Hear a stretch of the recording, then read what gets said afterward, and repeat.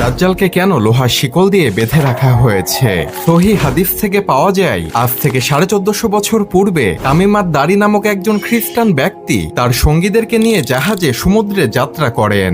হঠাৎ সমুদ্রের মধ্যে ভয়ঙ্কর ঝড়ের কবলে পড়ে তারা পথ হারিয়ে ফেলে এবং তারা অজানা রহস্যময় একটি দ্বীপে পৌঁছে যায়। তামিমাত দারি ও তার সঙ্গীরা দ্বীপে নামার পর দেখতে পান একটি পশুর মতো অদ্ভুত চেহারার এক প্রাণী, যার গোটা শরীরে কালো পশম দিয়ে ভরপুর। প্রাণীটি বলে, আমি হলাম এখান করা গোয়েন্দা। প্রাণীটি তামিমাত দারি ও তার সঙ্গীদেরকে বলল, তোমরা ওদিকে ওই গুহার মতো স্থানটিতে যাও, সেখানে একজন ব্যক্তি তোমাদের জন্য অপেক্ষা করছে। তামিমাত দারি ও তার সঙ্গীরা সেখানে গিয়ে দেখলেন একটি বিশাল দেহের ব্যক্তি, যার হাত পা লোহার শিকল দিয়ে বেঁধে রাখা হয়েছে।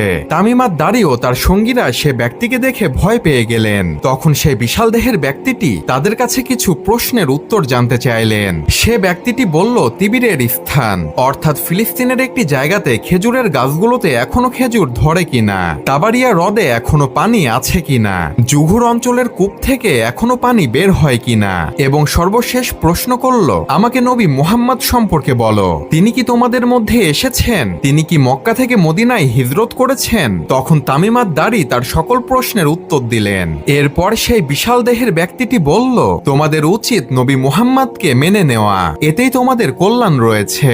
এরপর সে ব্যক্তিটি তার নিজের পরিচয় দিল।